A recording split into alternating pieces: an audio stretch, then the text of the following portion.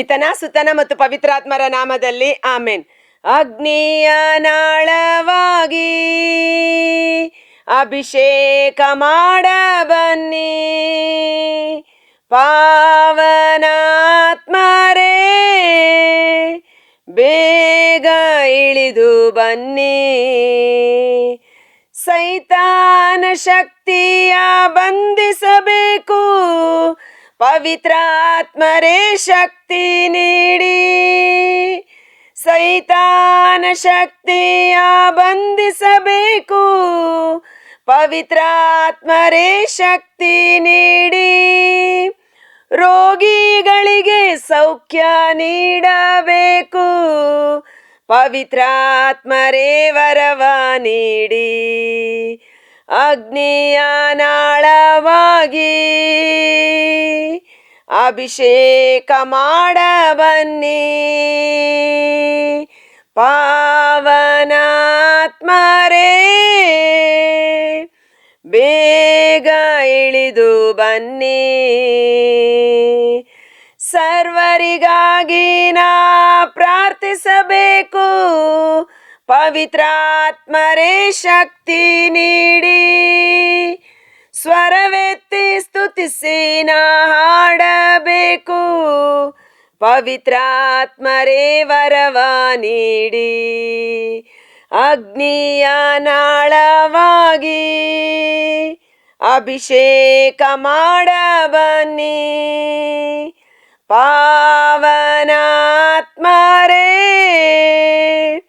ಬೇಗ ಇಳಿದು ಬನ್ನಿ, ಬೇಗ ಇಳಿದು ಬನ್ನಿ. ಪ್ರಭು ಕ್ರಿಸ್ತರಲ್ಲಿ ಆತ್ಮೀಯ ಸಹೋದರ ಸಹೋದರಿಯರೇ, ಈ ದಿನದ ಮುಂಜಾನೆಯ ಜೀವಸ್ವರ ಆದಿಕಾಂಡ 18ನೇ ಅಧ್ಯಾಯ. ಈ ಆದಿಕಾಂಡ 18ನೇ ಅಧ್ಯಾಯದಲ್ಲಿ ಒಂದು ಅದ್ಭುತಕರವಾದ ಘಟನೆಯನ್ನು ನಾವು ನೋಡುತ್ತೇವೆ. ಸೊದೋಮ್ ಮತ್ತು ಗೊಮೆರ 2 ಪಟ್ಟಣಗಳು. ಆ ಊರುಗಳಲ್ಲಿ ಲೈಂಗಿಕ ಪಾಪ, ನಾನಾ ವಿಧವಾದ ಪಾಪದ ದುಷ್ಕೃತ್ಯಗಳು ಮಿತಿ ಮೀರಿದ ಕಾರಣ ಆ 2 ಊರುಗಳು ದೇವರ ಕೋಪಾಗ್ನಿಗೆ ಗುರಿಯಾಗಿದ್ದವು. ಗಂಧಕ ಮತ್ತು ಅಗ್ನಿಯ ಮಳೆಯನ್ನ ಸುರಿಸಿ ಆ ಊರುಗಳನ್ನ ನಾಶ ಮಾಡಿ ಬಿಡಬೇಕೆಂದು ಸರ್ವೇಶ್ವರನಾದ ದೇವರು ತೀರ್ಮಾನಿಸಿ ಆ ಊರಿನಲ್ಲಿ ನಡೆಯುತ್ತಿರುವ ಘಟನೆಗಳನ್ನ ನೋಡುವುದಕ್ಕಾಗಿ 2 ದೂತರನ್ನು ಸಹ ಕಳಿಸಿಕೊಡುತ್ತಾರೆ. ಹಾಗೆ ಕಳಿಸಿಕೊಟ್ಟಂತ ಸಂದರ್ಭದಲ್ಲಿ ಸರ್ವೇಶ್ವರ ಸ್ವಾಮಿ ಹೇಳುವಂತ ಅದ್ಭುತಕರವಾದ ಮಾತು ಆದಿಕಾಂಡ 18ನೇ ಅಧ್ಯಾಯ ವಚನ 17ರಲ್ಲಿ, ಆಗ ಸರ್ವೇಶ್ವರ ತಮ್ಮೊಳಗೆ ಇಂತೆಂದುಕೊಂಡರು, ನಾನು ಮಾಡಬೇಕೆಂದಿರುವ ಕಾರ್ಯವನ್ನು ಅಬ್ರಹಾಮನಿಂದ ಮರೆ ಮಾಡುವುದು ಸರಿಯಲ್ಲ. ನನ್ನ ದಾಸ, ನನ್ನ ಸ್ನೇಹಿತ, ನನ್ನೊಟ್ಟಿಗೆ ಸತ್ಸಂಬಂಧದಲ್ಲಿರುವಂಥ ಅಬ್ರಹಾಮ, ನಾನು ಏನು ಮಾಡಬೇಕೆಂದಿದ್ದೇನೋ ಅದನ್ನು ನನ್ನ ಅಬ್ರಹಾಮನಿಂದ ಮರೆ ಮಾಡುವುದು ಸರಿಯಲ್ಲ. ಅವನಿಂದ ಮಹಾಬಲಿಷ್ಠವಾದ ರಾಷ್ಟ್ರವೊಂದು ಹುಟ್ಟಬೇಕಾಗಿದೆ, ಅವನಿಗೆ ತಿಳಿಸುವುದು ಒಳ್ಳೆಯದು ಎಂದು ಆತನನ್ನು ಭೇಟಿ ಮಾಡಲು ಹೋಗುತ್ತಾರೆ. ಇದು ಬಹಳ ಒಂದು ಅದ್ಭುತಕರವಾದ ಅನುಭವ. ದೇವರ ಸನ್ನಿಧಾನದಲ್ಲಿ ಕುಳಿತು ಲೋಕಕ್ಕಾಗಿ, ನಾಶನದಲ್ಲಿರುವ ಜನರಿಗಾಗಿ ಯಾರು ಮಧ್ಯಸ್ಥಿಕೆ ವಹಿಸಿ ಪ್ರಾರ್ಥನೆ ಮಾಡುತ್ತಾರೋ, ಭಾರತದ ರಕ್ಷಣೆಗಾಗಿ, ಜನರ ರಕ್ಷಣೆಗಾಗಿ, ದೇವರ ಚಿತ್ತ ಲೋಕದಲ್ಲಿ ನೆರವೇರುವುದಕ್ಕಾಗಿ, ದೇವರ ಒಂದು ಕರುಣೆ ತುಂಬಿದ ಹೃದಯದಿಂದ, ದೇವರ ಆತ್ಮಭಾರದಿಂದ ಯಾರು ಪ್ರಾರ್ಥಿಸುತ್ತಾರೋ ಅಂಥವರಿಗೆ ದೇವರು ನಗರದಲ್ಲಿ ಮಾಡುವ ಕಾರ್ಯಗಳನ್ನು ಮುಂಚಿತವಾಗಿ ತಿಳಿಸಿಕೊಡುತ್ತಾರೆ. ಈಗ ನಾವು ವಾಸ ಮಾಡುವುದು ಬೆಂಗಳೂರು ನಗರ, ಕರ್ನಾಟಕ ರಾಜ್ಯ. ಈ ನಗರಕ್ಕಾಗಿ, ಈ ಕರ್ನಾಟಕ ರಾಜ್ಯಕ್ಕಾಗಿ ನಾವು ಪ್ರಾರ್ಥನೆ ಮಾಡುವಾಗ ದೇವರು ಮುಂದೆ ನಡೆಯಲಿರುವ ಸಂಗತಿಗಳನ್ನು ನಮಗೆ ತಿಳಿಸಿಕೊಡುತ್ತಾರೆ. ಅದಕ್ಕಾಗಿ ಪ್ರಾರ್ಥನೆ ಮಾಡಲು ಸೈತಾನನು ಒಡ್ಡುವ ಕುತಂತ್ರಗಳನ್ನು ಜಯಿಸಲು, ನಮ್ಮ ಕುಟುಂಬ, ನಮ್ಮ ಜನಾಂಗದ ಸಂರಕ್ಷಣೆಗಾಗಿ ದೇವರು ತನ್ನ ಮಕ್ಕಳಿಗೆ ಮುಂಚಿತವಾಗಿ ತಿಳಿಸಿಕೊಡುತ್ತಾರೆ. ಹೀಗೆ ಅಬ್ರಹಾಮನಿಗೆ ಈ ವಿಷಯ ತಿಳಿದ ಕಾರಣ ಅಬ್ರಹಾಮನು ದೇವರ ಸನ್ನಿಧಾನದಲ್ಲಿ ನಾಶನದ ಹಾದಿಯಲ್ಲಿರುವಂಥ ಸೊದೋಮ್ ಗೊಮೋರ ಪಟ್ಟಣಗಳ ಪರವಾಗಿ ಮಧ್ಯಸ್ಥಿಕೆ ವಹಿಸಿ ಪ್ರಾರ್ಥನೆ ಮಾಡುತ್ತಾನೆ.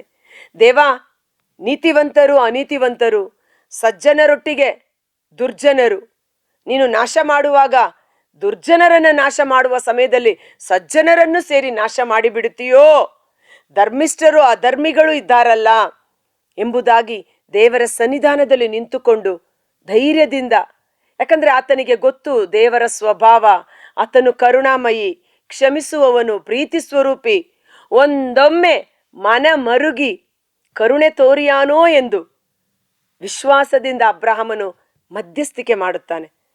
ದೇವ, ನಾನು ಮಾತ್ರ ರಕ್ಷಣೆ ಹೊಂದಿದರೆ ಸಾಕು, ನಾನು ನನ್ನ ಕುಟುಂಬ ಸೇಫಾಗಿ ಹೋಗಿ ಇರ್ತೀವಿ ಅಂತ ಅವನು ಯೋಚನೆ ಮಾಡಲಿಲ್ಲ. ಆ ಊರುಗಳ ರಕ್ಷಣೆಗಾಗಿ ಪ್ರಾರ್ಥನೆ ಮಾಡುತ್ತಾನೆ. ಅಂಥ ಸಮಯದಲ್ಲಿ ದೇವರು ಹೇಳುತ್ತಾರೆ, 50 ಮಂದಿ ನೀತಿವಂತರು ಸಿಕ್ಕಿದರೆ ಸಾಕು, ನಾನು ಈ ಊರನ್ನು ಬಿಟ್ಟು ಬಿಡುತ್ತೇನೆ ಎಂಬುದಾಗಿ. ಆದರೆ ಅಬ್ರಹಾಮನು ಮತ್ತೆ ಧೈರ್ಯ ತಂದುಕೊಂಡು ಒಂದೊಮ್ಮೆ 40 ಮಂದಿ, ಒಂದೊಮ್ಮೆ 30 ಮಂದಿ, ಒಂದೊಮ್ಮೆ 10 ಮಂದಿ ಹೀಗೇ ಮಾತಾಡ್ತಾ ಇರ್ತಾನೆ. ಆಗ ದೇವರು ಹೇಳ್ತಾರೆ, ಓಕೆ, ನಿನ್ನ ಆಸೆ ಆಕಾಂಕ್ಷೆ ನೆರವೇರಲಿ, ನಿನ್ನ ಪ್ರಾರ್ಥನೆಯನ್ನು ಸಹ ನಾನು ಕೇಳುತ್ತೇನೆ, ನಿನ್ನ ಬೇಡಿಕೆ ನನಗೆ ಸಮ್ಮತ, ನಾನೇ ಮನಸ್ಸನ್ನು ಬದಲಾಯಿಸಿಕೊಳ್ಳುತ್ತೇನೆ. 10 ಮಂದಿ ಸಿಕ್ಕಿದರೂ ಸಹ ಈ ಊರನ್ನು ನಾಶ ಮಾಡುವುದಿಲ್ಲ. ಆ ವಾಕ್ಯ ಓದ್ತೇನೆ. ಸ್ವಾಮಿಯ ಸಂಗಡ ಮಾತನಾಡಲು 31ನೇ ವಚನ, ಆದಿಕಾಂಡ 18:31.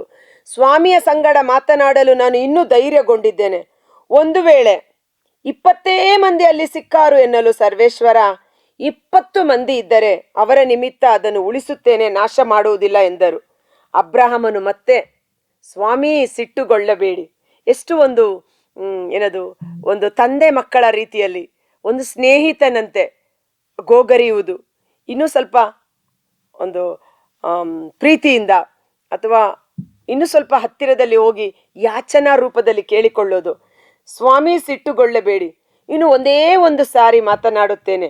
ಒಂದು ವೇಳೆ 10 ಮಂದಿ ಸಿಕ್ಕಾರು ಎನ್ನಲು ಸರ್ವೇಶ್ವರ, 10 ಮಂದಿಯ ನಿಮಿತ್ತವು ಅದನ್ನು ಉಳಿಸುತ್ತೇನೆ, ನಾಶ ಮಾಡುವುದಿಲ್ಲ ಎಂದರು. ನಾಶ ಮಾಡುವುದಕ್ಕಾಗಿಯೇ 2 ದೇವದೂತರನ್ನು ಕಳುಹಿಸಿದ ಸರ್ವೇಶ್ವರ, ಸ್ವತಃ ನಾನು ನಾಶ ಮಾಡಲು ಬಂದಿದ್ದೇನೆ ಎಂದು ಹೇಳಿದಂಥ ಸರ್ವೇಶ್ವರ. ಆದರೆ ಅಬ್ರಹಾಮ ಪ್ರಾರ್ಥನೆ ಮಾಡುವಾಗ, ಮಧ್ಯಸ್ಥಿಕೆ ವಹಿಸಿ ಯಾಚಿಸುವಾಗ, ಕೇಳುವಾಗ 10 ಮಂದಿ ಸಿಕ್ಕಿದರೆ ನಾನು ನಾಶ ಮಾಡುವುದಿಲ್ಲ ಎಂದು ತಮ್ಮ ಮನಸ್ಸನ್ನೇ ಬದಲಾಯಿಸಿಕೊಳ್ಳುತ್ತಾರೆ. ಆದರೆ ಅಲ್ಲಿ 10 ಮಂದಿ ನೀತಿವಂತರು ಸಿಗದೇ ಇದ್ದ ಕಾರಣ ಆ ಊರು ಬೆಂಕಿ ಗಂಧಕದ ಮಳೆಗೆ ಸುರಿದು ನಾಶವಾಯಿತು. ಇಂದು ಅಬ್ರಹಾಮನ ರೀತಿಯಲ್ಲಿ ನಾವು ನಮ್ಮ ನಗರಕ್ಕಾಗಿ ಕಣ್ಣೆತ್ತಿ ನೋಡಿ, ನಗರದಲ್ಲಿ ನಡೆಯುವ ಅವ್ಯವಹಾರಗಳು, ದುಷ್ಟ ಕೃತ್ಯಗಳು, ಕೊಲೆ, ವ್ಯಭಿಚಾರ, ಕಾಮುಕತನ, ಮೋಸ, ಬಂಡತನ, ಅಧಿಕಾರಿಗಳ ವಂಚನೆ, ಟೆರರಿಸ್ಟ್ಗಳು, ಹೇಗೆ ನಾವು ಮಾತ್ರ ಶಾಂತಿ ಸಮಾಧಾನದಿಂದ ಈ ನಗರದಲ್ಲಿ ಜೀವಿಸಲು ಸಾಧ್ಯ? ಅಂದು ಸೊದೋಮಿನ ಪರವಾಗಿ ಮಧ್ಯಸ್ಥಿಕೆ ವಹಿಸಿ ಅಬ್ರಹಾಮನು ಪ್ರಾರ್ಥನೆ ಮಾಡಿದ ರೀತಿಯಲ್ಲಿ ಇಂದು ನಾವು ದೇವರ ಸನ್ನಿಧಾನದಲ್ಲಿ, ದೇವಾಯಿ ಬೆಂಗಳೂರು ನಗರದ ಮೇಲೆ ಕರುಣೆ ತೋರಿರಿ, ಕರ್ನಾಟಕ ರಾಜ್ಯದ ಮೇಲೆ ಕರುಣೆ ತೋರಿರಿ ಎಂದು ಅದಕ್ಕಾಗಿ ನಾವು ಮಧ್ಯಸ್ಥಿಕೆ ವಹಿಸಿ ಪ್ರಾರ್ಥನೆ ಮಾಡಬೇಕು. ಆದರೆ ಅಬ್ರಹಾಮನಿಗೆ ಆಗ 10 ಮಂದಿ ನೀತಿವಂತರು ಸಿಗಲಿಲ್ಲ. ಆದರೆ ಹೊಸ ಒಡಂಬಡಿಕೆಯ ಮಕ್ಕಳಾದ ನಮಗೆ ಯೇಸುವಿನ ರಕ್ತ ನಮ್ಮ ಸಕಲ ಪಾಪಗಳನ್ನು ಕ್ಷಮಿಸಿ ನಮ್ಮನ್ನು ನೀತಿವಂತರು ಎಂದು ಎಣಿಕೆ ಮಾಡಿ ದೇವರೊಟ್ಟಿಗೆ ಸರಿಯಾದ ಸತ್ಸಂಬಂಧದಲ್ಲಿ ಇರುವ ಕಾರಣ ದೇವರ ಮಕ್ಕಳು ಎಲ್ಲಿ 2 ಅಥವಾ 3 ಒಟ್ಟಾಗಿ ಸೇರಿ ಒಮ್ಮನಸ್ಸಿನಿಂದ ಒಂದೇ ಉದ್ದೇಶಕ್ಕಾಗಿ ಪ್ರಾರ್ಥನೆ ಮಾಡುತ್ತಾರೋ ಸ್ವರ್ಗದಿಂದ ಪ್ರಾರ್ಥನೆ ಅನುಗ್ರಹಿಸಲ್ಪಡುತ್ತದೆ.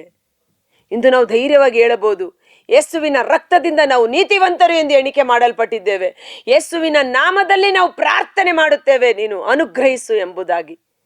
ಆದ ಕಾರಣ ದೇವರ ಸನ್ನಿಧಾನದಲ್ಲಿ ಧೈರ್ಯದಿಂದ ಹೋಗಿ ಪ್ರಾರ್ಥನೆ ಮಾಡಲು ನಮಗಿರುವ ಆಯುಧ ಏನು? ಶ್ರೇಷ್ಠ ಆಯುಧ ಅಥವಾ ನಮ್ಮ ಕ್ವಾಲಿಫಿಕೇಶನ್ ಏನು? ನಮ್ಮ ಸ್ವಂತ ಬಲ, ನಮ್ಮ ಸ್ವಂತ ಶಕ್ತಿ, ನಮ್ಮ ಸತ್ಕಾರ್ಯಗಳು, ನನ್ನ ನೀತಿ ಅಲ್ಲ. ಯೇಸುವಿನ ನೀತಿ, ಯೇಸುವಿನ ರಕ್ತ, ಯೇಸುವಿನ ನಾಮ, ಯೇಸುವಿನ ಶಿಲುಬೆ ಮರಣ ನಮ್ಮನ್ನು ನೀತಿವಂತರನ್ನಾಗಿ ಮಾಡಿದೆ ಎಂದು ದೇವರ ಸನ್ನಿಧಾನದಲ್ಲಿ ನಿಂತು ಮಧ್ಯಸ್ಥಿಕೆ ವಹಿಸಿ ಪ್ರಾರ್ಥನೆ ಮಾಡುವ ಅಭಿಷೇಕ ದೇವರು ನಮಗೆ ಕೊಟ್ಟಿದ್ದಾರೆ. ಅದನ್ನು ಸದುಪಯೋಗ ಪಡಿಸಿಕೊಳ್ಳೋಣ. ಕರ್ತರಾದ ಯೇಸುವೆ ಸಮಯದಲ್ಲಿ ವಿಶೇಷವಾಗಿ ಪ್ರಭು ಯೇಸು ಸತ್ತು ಪುನರುತ್ಥಾನಗೊಂಡ ನಂತರವೂ ಸರ್ವೇಶ್ವರನ ಬಲಪಾರ್ಶ್ವದಲ್ಲಿ ಆಸೀನರಾಗಿದ್ದು ನಮ್ಮ ಪರವಾಗಿ ಮಧ್ಯಸ್ಥಿಕೆ ಭಿನ್ನಹ ಪ್ರಾರ್ಥನೆ ಮಾಡುತ್ತಾ ಇದ್ದಾರೆ ತಂದೆಯ ಬಳಿ. ಯೇಸುವಿನ ಮಕ್ಕಳಾದ ನಾವು ಸಹ ನಾಶನದಲ್ಲಿರುವ ಮಕ್ಕಳಿಗಾಗಿ ಒಡೆದು ಹೋಗುವ ಎಷ್ಟೋ ಕುಟುಂಬಗಳು, ಕುಡುಕುತನದಿಂದ ಬಾಧಿಸಲ್ಪಡುತ್ತಿರುವ ಕುಟುಂಬಗಳು, ಹಣಕಾಸಿನ ಸಾಲದ ಸಮಸ್ಯೆಯಿಂದ ನರಳಾಡುತ್ತಿರುವ ಕುಟುಂಬಗಳು, ನಾನಾ ವಿಧವಾದ ದುಷ್ಟ ಕೃತ್ಯಗಳಲ್ಲಿ ಸಿಕ್ಕಿ ಹಾಕಿಕೊಂಡು ನಲುಗಿ ಹೋಗುತ್ತಿರುವ ಯುವ ಜನಾಂಗ, ನಮ್ಮ ನಗರಕ್ಕಾಗಿ, ನಮ್ಮ ಕರ್ನಾಟಕ ರಾಜ್ಯಕ್ಕಾಗಿ ಪ್ರಾರ್ಥನೆ ಮಾಡುತ್ತೇವೆ. ಎಷ್ಟೋ ಕ್ರೈಸ್ತ ಮಕ್ಕಳು ಮನೆಯಲ್ಲಿ ಸಮಯವನ್ನು ವ್ಯರ್ಥವಾಗಿ ಹಾಳು ಮಾಡದೆ, ಆ ಸಮಯದಲ್ಲಿ ನಿನ್ನ ಕೋಣೆಯ ಬಾಗಿಲನ್ನು ಮುಚ್ಚು, ಕಿಟಕಿಗಳನ್ನು ಮುಚ್ಚು, ನಿನ್ನ ದೇವರೊಟ್ಟಿಗೆ ಪ್ರಾರ್ಥನೆ ಮಾಡು. ಗೆತ್ಸೆಮನೆ ತೋಪಿನಲ್ಲಿ ರಕ್ತದ ಬೆವರನ್ನು ಸುರಿಸುವಷ್ಟರ ಮಟ್ಟಿಗೆ ಯೇಸು ದೇವರ ಚಿತ್ತ ನೆರವೇರಿಸಲು ಪ್ರಾರ್ಥನೆ ಮಾಡಿದ ರೀತಿಯಲ್ಲಿ ಆ ಪ್ರಾರ್ಥನಾ ಚೈತನ್ಯವುಳ್ಳ ಆತ್ಮರಿಂದ ನಮ್ಮನ್ನು ಅಭಿಷೇಕಿಸಿ, ಮಧ್ಯಸ್ಥಿಕೆ ಪ್ರಾರ್ಥನೆ ಮಾಡಲಿರುವ ಈ ವಾಕ್ಯವನ್ನು ಕೇಳಿ ನಾನು ಮಧ್ಯಸ್ಥಿಕೆ ಮಾಡಬೇಕೆಂದು ಪ್ರೇರೇಪಣೆ ಹೊಂದಿರುವ ಪ್ರತಿಯೊಬ್ಬ ಸಹೋದರ ಸಹೋದರಿಯರನ್ನು ಪವಿತ್ರಾತ್ಮರ ಪ್ರಾರ್ಥನಾ ಚೈತನ್ಯವುಳ್ಳ ಆತ್ಮರಿಂದ ಅಭಿಷೇಕಿಸಿ. ಯೆಶಾಯ ಪ್ರವಾದಿಯ ಗ್ರಂಥ 35ನೇ ಅಧ್ಯಾಯ ವಚನ 3 ಮತ್ತು 4ರಲ್ಲಿ ನುಡಿದಿರುವ ಹಾಗೆ, ಚಂಚಲ ಹೃದಯ ಉಳ್ಳವರಿಗೆ, ಭಯಭ್ರಾಂತರಿಗೆ ಹೀಗೆಂದು ಹೇಳು, ಜೋತು ಬಿದ್ದ ನಿಮ್ಮ ಕೈಗಳನ್ನು ಮೇಲಕ್ಕೆತ್ತಿರಿ, ಕುಸಿದು ಬೀಳುವ ನಿಮ್ಮ ಕಾಲುಗಳನ್ನು ಸರಿಪಡಿಸಿಕೊಳ್ಳಿರಿ, ಸರ್ವೇಶ್ವರನು ನಿಮ್ಮ ಪರವಾಗಿ ಹೋರಾಡಿ ನಿಮಗೆ ನ್ಯಾಯವನ್ನು ಒದಗಿಸಿಕೊಡುವನು ಎಂಬ ವಾಕ್ಯದಂತೆ ದೇವರ ಶಕ್ತಿ ಪ್ರತಿಯೊಬ್ಬ ಮಧ್ಯಸ್ಥಿಕೆ ಪ್ರಾರ್ಥನಾ ವೀರರಲ್ಲಿ ಕಾರ್ಯ ಮಾಡಲಿ. ಒಬ್ಬ ಸೈನಿಕನ ರೀತಿಯಲ್ಲಿ ಸಕಲ ವಿಧವಾದ ಶಸ್ತ್ರಾಸ್ತ್ರಗಳನ್ನು ಧರಿಸಿಕೊಂಡು ಈ ಆಧ್ಯಾತ್ಮಿಕ ಹೋರಾಟದಲ್ಲಿ ಜಯಶಾಲಿಯಾಗುವ ಕೃಪೆ ಲಭಿಸುವಂತೆ ಯೇಸುವಿನ ಅದ್ಭುತಕರವಾದ ನಾಮದಲ್ಲಿ ಪ್ರಾರ್ಥಿಸಿ ಬೇಡಿ ಹೊಂದಿಕೊಳ್ಳುತ್ತೇವೆ. ಆಮೆನ್.